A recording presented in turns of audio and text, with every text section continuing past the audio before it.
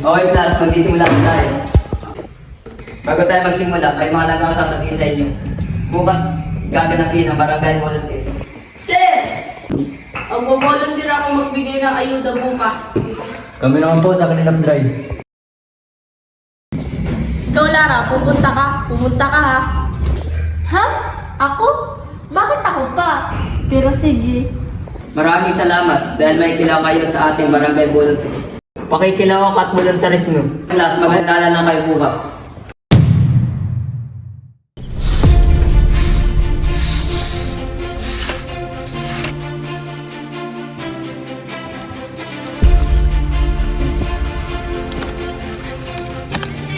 Barangay volunteer!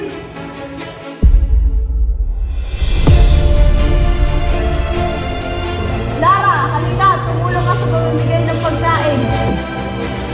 Sige. Baka makasira lang ako dyan.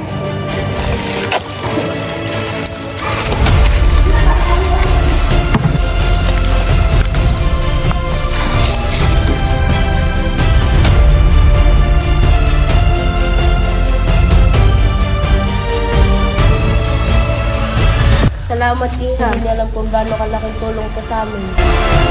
Lola, gusto niyo po bang tulungan ko kayong dalhin yan? Naku, salamat, Iha. Sana dumamat pa ang katulad mo.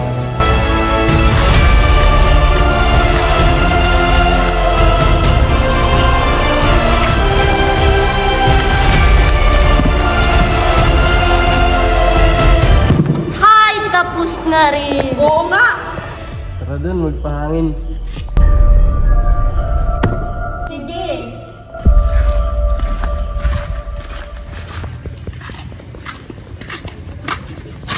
Uy, Lara, ang sipag mo kanina, ikaw yung pinaka-activist sa dulo. Tama, akala ko nga hindi ka sasama pero ikaw yung meeting habang tumutulong. Alam nyo, totoo pala yung sinabi ni Sir. Hindi pera o papuri lang ang kapalit ng pagtulong. Para bang ang puso mo ang ginantimpalaan?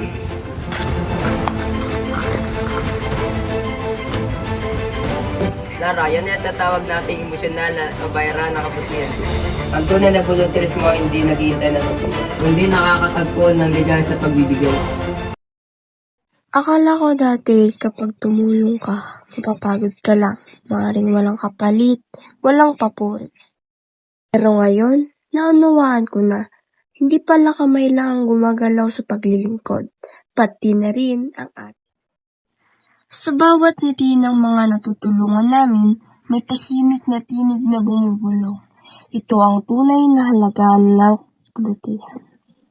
Dahil minsan, sapat nang maging dahilan ng ngiti ng iba upang masabi mong sulit ang bawat pagod. Ang tunay na volunteerismo ay hindi naghihintay ng kapalit, sapagkat ang gantimpala nito, puso ang nakaranas.